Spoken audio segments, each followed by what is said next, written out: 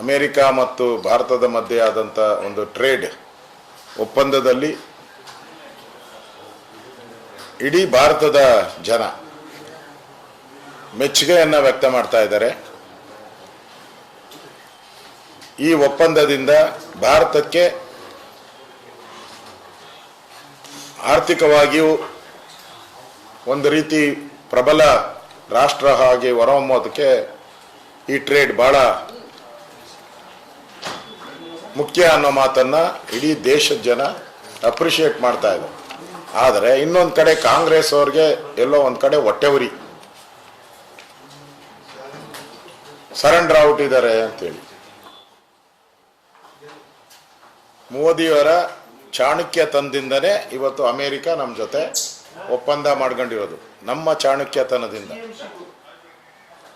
ಆ ರೀತಿಯಾದಂಥ ಒಂದು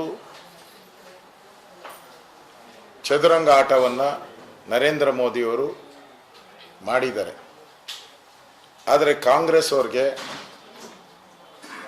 ಏನೋ ನೆಕ್ಸ್ಟ್ ಆದರೂ ನಾವೇನೋ ಅಧಿಕಾರಕ್ಕೆ ಬರ್ಬೋದು ಅನ್ನೋ ಒಂದು ಸ್ವಲ್ಪ ಆಸೆ ಇತ್ತು, ಅದು ಹೊರಟೋಯ್ತು ಈಗ ಇದೆಲ್ಲ ಆದಮೇಲೆ.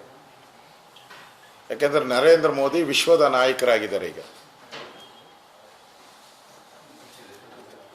ಇದೇ ಕಾಂಗ್ರೆಸ್ ಅವರಿದ್ದಾಗ, ಕೇಂದ್ರದ ಅಧಿಕಾರ ಇದ್ದಾಗ POKಯನ್ನು ಬಿಟ್ಕೊಟ್ಟವ್ರು ಯಾರು? ಭಾರತದ ಅವಿಭಾಜ್ಯ ಆಗಿದ್ದಂಥ POKಯನ್ನು ಬಿಟ್ಕೊಟ್ಟವ್ರು ಯಾರು? ಇದೇ ಕಾಂಗ್ರೆಸ್ ಅವರು. ಜಮ್ಮು ಕಾಶ್ಮೀರಕ್ಕೆ ಸ್ವಾತಂತ್ರ್ಯ ಕೊಟ್ಟವ್ರು ಯಾರು? ಒಂದು ದೇಶದಲ್ಲಿ ಎರಡು ಫ್ಲ್ಯಾಗ್ಗೆ ಅವಕಾಶ ಮಾಡಿಕೊಟ್ಟವರು ಇದೇ ಕಾಂಗ್ರೆಸ್ ಅವರು. ಮತ್ತು ನಮ್ಮ ದೇಶದ ಸೈನಿಕರು ಸುಮಾರು 93,000 ಪಾಕಿಸ್ತಾನಿ ಸೈನಿಕರನ್ನು ಸೆರೆ ಹಿಡಿದಾಗ ಇಂದಿರಾ ಗಾಂಧಿ ಸೈನಿಕರ ಮಾತನ್ನೇ ಕೇಳಿದೆ. ಭಾರತದ ಸೈನಿಕರ ಅಷ್ಟೂ ಜನನ ಪಾಕಿಸ್ತಾನಕ್ಕೆ ಬಿಟ್ಕೊಟ್ರಲ್ಲ, ಅವಾಗ ಏನು ಪ್ರೀತಿ ಇತ್ತು ನಿಮಗೆ? ಯಾವ ಒತ್ತಡದಲ್ಲಿದ್ರಿ ನೀವು? ಯಾರು ನಿಮ್ಮ ಮೇಲೆ ಒತ್ತಡ ಹಾಕಿದ್ರು?